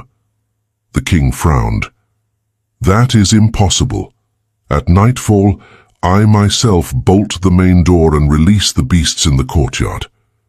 The sage shook his head. "It is true, my lord," replied the old man. "You close the oak door with chains. But in your private chambers, in the back room where you strip off the crown to sleep, there is a small wooden door that leads to the forest. Each night, burdened by the weariness and fears of ruling, you lie in your bed and leave that small door open. You leave it open for the breeze and you fall asleep lamenting the problems of the kingdom. And it is through that unguarded door, in the silence of the twilight, that the thief slides in. He feeds on your complaints, walks through your gardens while you sleep, plants poison in the fertile earth and loots your peace. Of what use is the armor you wear under the sun, if you hand over the key to your kingdom in the shadows?" The king understood that his own nightly despair was the invitation for his ruin. He learned that the defense of the empire does not end when the eyes close, but that it is precisely then that the most dangerous siege begins. Study the anatomy of the threshold and the fallen guard. Listen to the echo of this parable in the silence of your own bedroom, for you are that king, and your mind is the desecrated castle. During your waking hours, you possess a relentless sentinel, the conscious mind, the rational intellect. This guardian filters information, rejects madness, calculates risks, and lets you navigate the world. When you are awake, if someone approaches you in the street and shouts, "You are in ruin," your sentinel raises the sword and responds, "That is false. I am a man of resources." The main door is guarded, but the conscious mind cannot remain eternally on guard. It fatigues. As the day ends, exhaustion weakens the sentinel. You lie down in your bed, the lights go out, and the stimuli of the outer world disappear. You enter the state of hypnagogia, that dense, heavy, and lethargic phase where the body begins to paralyze, but consciousness still flickers slightly. That is the back door of your chambers, and under the gloom the sentinel of reason falls. Under the gloom the sentinel drops his sword, closes his eyes, and surrenders to sleep. In that exact millisecond, the door of your deep mind, the unlimited and creative subconscious, is left wide open, absolutely defenseless, devoid of any rational filter or analytical shield. It is the most vulnerable and powerful moment of your day. The subconscious is a land of tillage of a terrifying and magical fertility. It does not reason, it does not debate, it has no sense of humor, and it does not judge if an idea is good or bad for your survival. Its only and blind cosmic function is to take the last seed deposited in it before consciousness goes out and incubate it. It will take that seed, wrap it in the darkness of the night, incubate it in the depths of the ether during the next 8 hours, and command the physical universe to begin germinating it for the dawn. If you drop an oak seed, it will return a forest. If you drop poison, it will return thorns. It obeys without asking questions. Thresh the poison of the night and the sowing of the slave. Contemplate now the macabre ritual that the common man officiates every night upon his own bed. The inertial individual lies down under the sheets, closes his eyes, and upon entering the state of gloom, instead of sowing gold in his defenseless castle, he voluntarily invites the demons of the abyss to enter his chamber. What does the ordinary man do in the last 10 minutes of wakefulness? He reviews his debts. He chews on the anger for the insult he received at noon. He imagines with terror the confrontation he will have with his adversary the next morning. He visualizes the possibility of bankruptcy. He relives his failures with detail. He revives his most humiliating failures, feeling in his chest the sting of humiliation and the frozen knot of lack. While his reason vanishes, his last conscious emotion is fear, revenge, or self-pity. By falling asleep in this state, the man has just executed the most destructive act of black magic possible. He has handed over to his deep mind, the engine of creation, a mold stained with blood and misery. The subconscious receives those images of ruin, feels the visceral anguish that the man imprinted on his body before losing consciousness, and assumes that this is an execution order. It assumes that the master of the house desires tragedy. During the next 8 hours, while the man snores in his ignorance, his deep mind works furiously in the invisible planes of existence. It moves the threads of circumstances, aligns variables, alters mathematical probabilities, and repels opulence, ensuring that the man finds an outer world designed to justify his terror. The slave wakes up exhausted, without knowing that he has spent the whole night digging his own grave. His kingdom rots by day, because he himself planted the poison under the moonlight. Every morning is the harvest of the nightmare he chose to cultivate in the sacred silence of the threshold. He is the architect of his own prison, for the infiltration of the monarch and the art of implantation. The true forger of his own destiny feels a sacred respect and a reverential fear for the threshold of sleep. The monarch never, under any profane circumstance, allows a single thought of misery, lack, or doubt to cross the border of his lips or his mind at the moment of surrendering to the night. He knows the power of the seed. To govern the physical world, you must learn to infiltrate your own secret chamber. You must become the master of the nightly crossing. This occult discipline does not require muscular effort. In fact, conscious effort will ruin the technique. It requires the subtlety of a silk thief and the majesty of a crowned king. When your body lies in the bed and you feel the material world beginning to dissolve, when your limbs become heavy like lead and lethargy clouds the edges of your perception, you must stop any thought about the past or the frictions of the day that concludes. The past has died and no longer belongs to you. You are in the void. In that state of drowsiness, of deep physical passivity, you will summon in the theater of your mind the emotional state of your greatest consummated triumph. You will not visualize the process of achieving your goal, as visualizing effort implies you are not there yet. You will visualize exclusively the end, the finished work. The finished work, the consolidated empire, the wealth materialized in your coffers, the absolute peace of one who no longer has battles to fight. But the mental vision is insufficient. The key of implantation demands the invocation of the physical body. In the gloom of your bedroom, you must induce the exact tactile sensation. You must induce the overwhelming feeling you would have if your great desire were already an irrefutable fact. How does the weight of gold feel in your hands? Feel its metallic cold. How does the crown feel on your forehead? Feel the pressure on your temples. How does a man sigh who no longer has a single debt in the world? He knows the lineage of his blood is secured for the next 100 years. Feel the immense and glorious relief that floods his lungs as he exhales. Dress yourself in that emotion. Wrap yourself in the unshakable certainty of victory, as if it were a mantle of ermine and purple. Immerse yourself in the assumption that it is done. Immerse yourself in the assumption that the miracle has already occurred, that the physical reality you will see tomorrow is only a bureaucratic procedure, because in the planes of truth, you are already the absolute owner of your destiny. You are not asking, you are decreeing. You are not waiting, you are possessing the state. Feel the ecstasy of the impregnated sleep. The master execution of this rite demands that you fall asleep exactly while you hold this feeling of triumph and relief. You must not try to stay awake to force the visualization. You must allow sleep to drag you toward the abyss, but ensuring that the last boat in which you sail toward unconsciousness is loaded with treasure. It must be loaded with the treasure of your final state.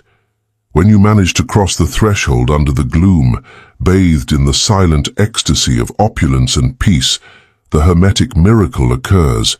Your conscious mind turns off, and the golden seed of your triumph falls directly into the immense jaws of your subconscious. Since there is no logical sentinel to debate the idea, the subconscious receives it as an unnegotiable divine mandate. It does not question it. It does not say, "But my bank account is empty." The subconscious only recognizes the monumental vibration of victory that you have delivered and obeys with the submission of a giant. It obeys with the submission of a chained giant. During the hours of darkness, your body rests, but your spirit becomes a radioactive colossus operating in the ether.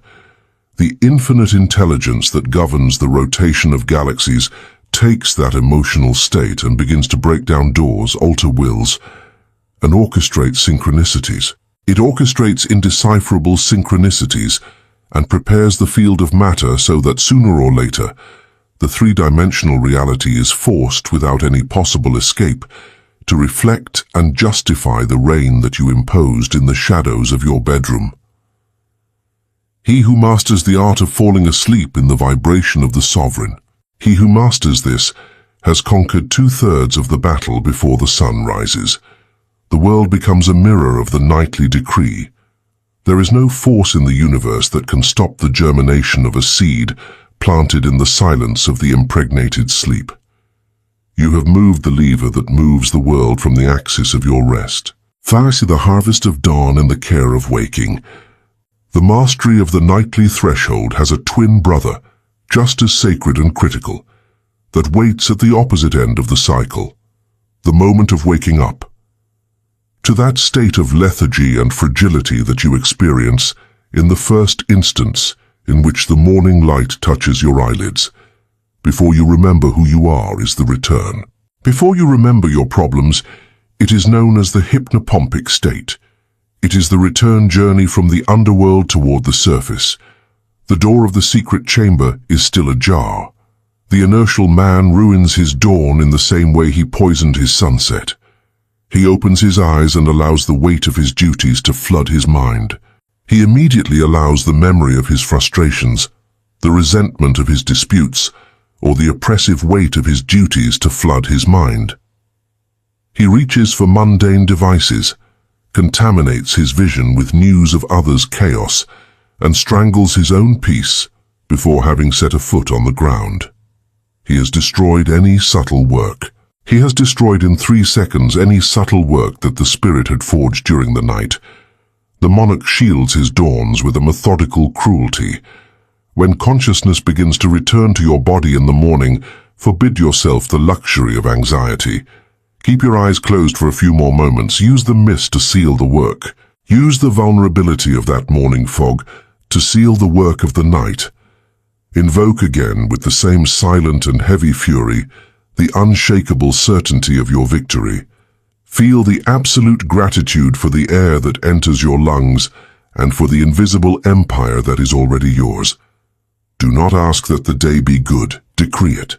Decree from the stillness of your sheets that the day just born will be an obedient servant to the whims of your will. Get up from the bed without haste, with the deliberate movements of a feline in the thicket. Do not hand over your first thoughts to the commoners. Protect the first hour of your day with the zeal of a dragon. Servant the mastery over the shadows. Contemplate the bed in which you will rest tonight. Look at it not as a simple piece of furniture made of wood and fabric, but as the sacrificial altar and the forge where your own immortality is molded. The time of taking your enemies, your executioners, and your debts to sleep with you has ended in a sudden and final way. From this precise day, your bedroom is a hermetic sanctuary. The threshold under the gloom will be guarded by the sword of your own consciousness.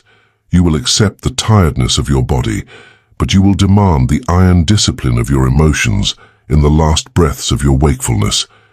You are the guardian of your own peace. Let the outside world collapse in its own nightly hysteria. Let the masses writhe in nightmares of scarcity, sowing thorns in their own land. You will turn off the light of reason, release the reins of mundane control, and slide down the slide of sleep wrapped in majesty, boiling peace and silent ecstasy. You will slide into sleep as the one who has already touched the top of the world. The night is yours, the subconscious is your servant, and the dawn will be your trophy. Sleep now, sovereign, for the universe is busy materializing the empire you have just decreed in the holy silence of the crossing. Chapter 7. Silent Influence and Mastery over the Will of Others.